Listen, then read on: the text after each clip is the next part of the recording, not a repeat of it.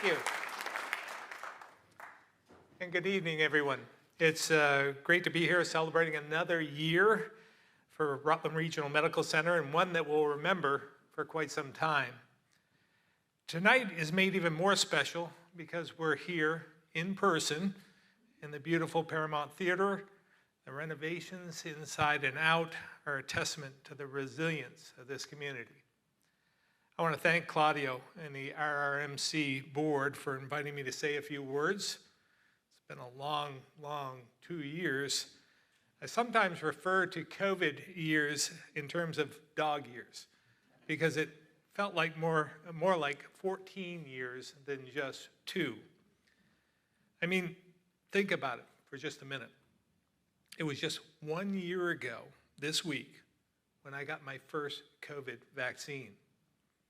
We just reopened bars, and after a winter surge, and restaurants were still at 50% capacity with only 6 people at a table.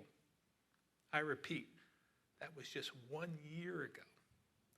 So I think we can all agree the last 2 dog years have challenged us in ways that we never could have imagined. I know that's the case for me, my extended team, the legislature, our schools, communities, and I'm sure many of you.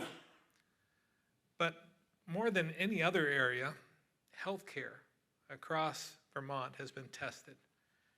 And I can assure you, as someone who has been watching over the whole field, I know you rose to the challenge, met that test, and served us well.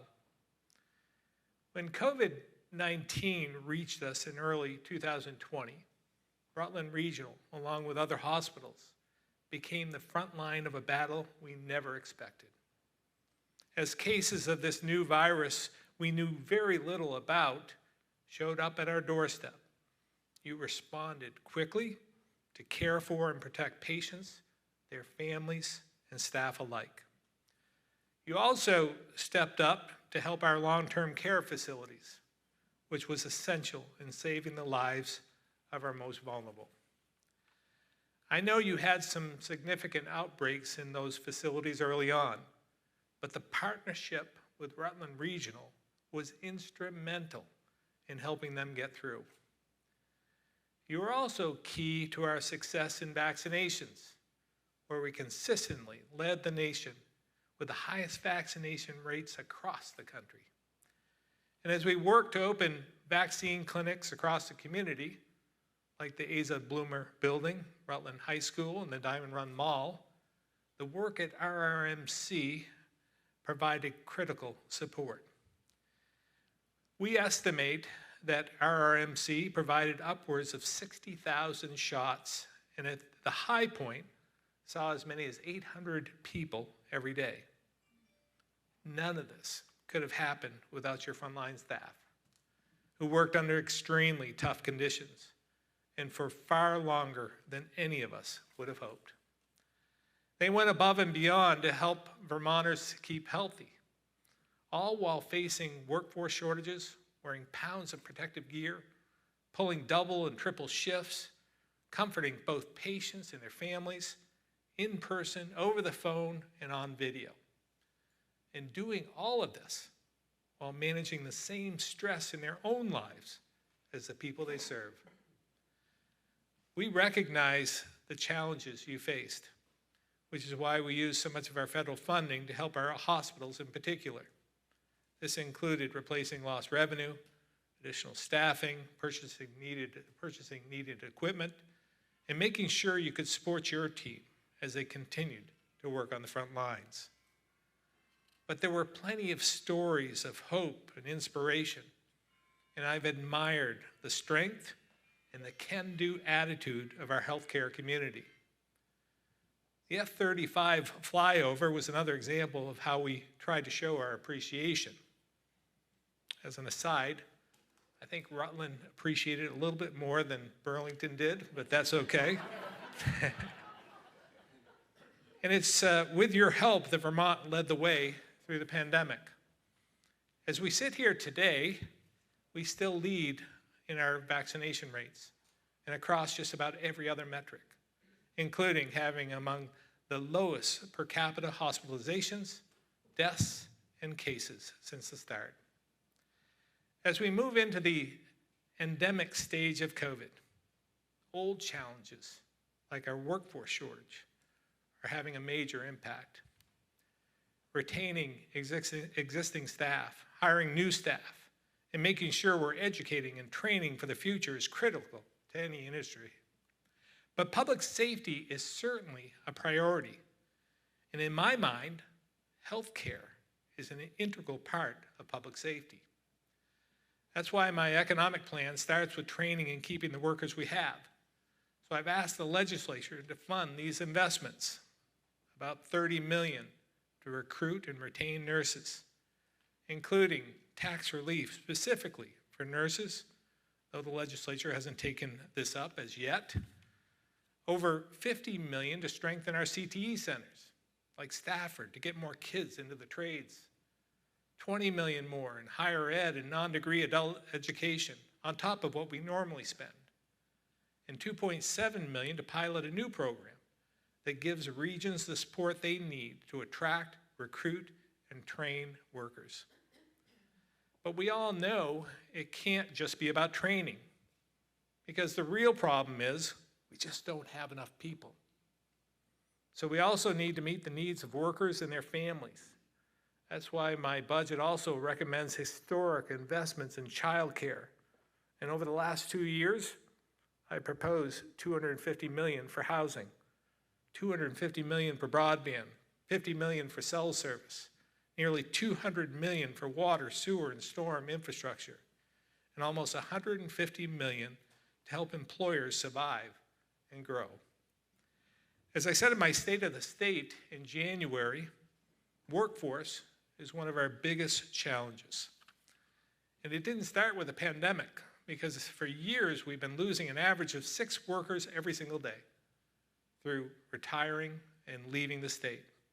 Remember the 6 of the 631 that I spoke about 6 years ago when I first ran for office? It's still true today. The hardest part of addressing the workforce shortage is that it's so intertwined with other big challenges, from affordability and education to our economy and recovery. Each problem makes the others harder to solve, creating a vicious cycle that's been difficult to break. But here's the good news. Thanks to billions in federal aid, we have a once-in-a-lifetime opportunity to make a real difference, because we now have something we didn't have before: the money to tackle many different needs at once. That's why it's so important for the legislature to work with me to get this right. We only get one shot at this. Because in order to make the most of this moment, we have to be strategic and make smart investments in areas that have been out of reach for far too long. If we stay focused, we can grow the economy in every county, leaving Vermont in far better financial shape than it's ever been before. And I know that as community leaders, hospital staff, and healthcare providers, the economy and health of the entire region matters, because what happens here at Rutland Regional impacts all of you. I want to take a moment as well to thank the members of the board directly for supporting this hospital and community. Your commitment and willingness to be part of this organization, to work with the entire community, is commendable. I know how much the hospital appreciates your efforts, especially through the last few years. And I send a very special thank you to outgoing Chair Joe Kraus and incoming Chair Mark Foley Jr. I know a little bit about sitting at the head of the table, and it's never easy. But I can tell you, the reward of being able to help people is tremendous. And finally, tonight, we're honoring another retiring board member who I've known for years, John Casella. I realize John has been on the board for nearly a decade, but I'm not quite sure he's been completely forthright about why he's stepping down. Now, I heard from a reliable source that due to the workforce issues we're all facing, he and his brother Doug are going to dust off the truck they started with, get back to their roots, so to speak, and pick up trash again. I have that right, John? I'm sure at times he looks back on those days fondly and thinks, that wasn't so bad, as compared to some of the things he has to do today. And I can certainly relate. There are many days when I wish I was out running a piece of equipment as well. What I appreciate about John is the way he conducts himself. He doesn't forget where he came from and who helped him get to where he is today. He treats his employees like family and doesn't think he's any better than they are. He has a lot of empathy for others and is willing to help those in need. When I thought about this Wheels for Warmth thing that I developed 15 years ago, I asked Casella Waste to become a partner. There was absolutely no hesitation, even though some said, this will never work, and this is a dumb idea. Since then, this all-volunteer effort has collected over 41,000 tires for recycling. We put 25,000 tires back into use for pennies on the dollar, and we've donated over 600,000 for fuel assistance. None of this would have been possible without the support of 2 generations of Casellas, and I want to thank them for their faith in me. I'm sure he'll be sorely missed on the board, but as we all know, he's not going far. Rutland is his home. You are his extended family, and if there's one thing I know, it's that he takes care of family. Before I wrap up, I've always been someone who tries to put myself in someone else's shoes and gain perspective from what others are going through. So while I've talked a lot about the challenges we face and the strain of the last few years, we don't have to look very far to see just how fortunate we really are. When you think about what's going on in Ukraine, with so many lives lost and millions of refugees who've had to leave their homes and lives behind, I don't take it for granted that I'm joining you in a theater tonight to talk about a medical center, while Ukraine's theaters and hospitals are being bombed. So I just want to take a moment and reflect on all the good we have in our lives. And I know we're all sending our thoughts and support to the people of Ukraine. So again, thanks to all of you for your good work and commitment and for inviting me to join you this evening. Congratulations.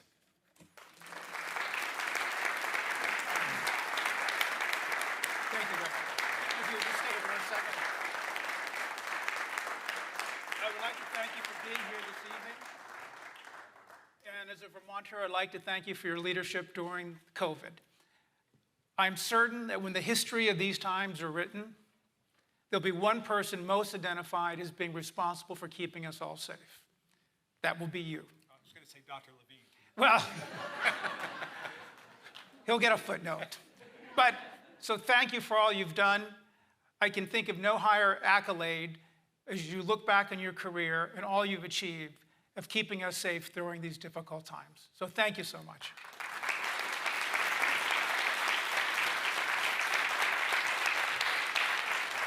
Thank you, Joe. But, oh.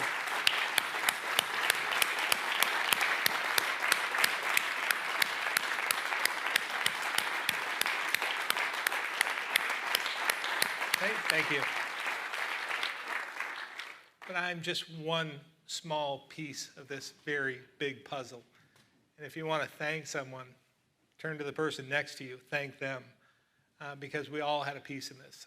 And if it wasn't for the attitude and the willingness of Vermonters to do the right thing, none of this would have been accomplished. So you should give yourselves a round of applause for what you've done, because we are truly blessed to be in a state that did the right thing, to put politics aside, and to take care of one another like we do so often in any emergency. So thank you very much for all you've done. Thank you, Governor.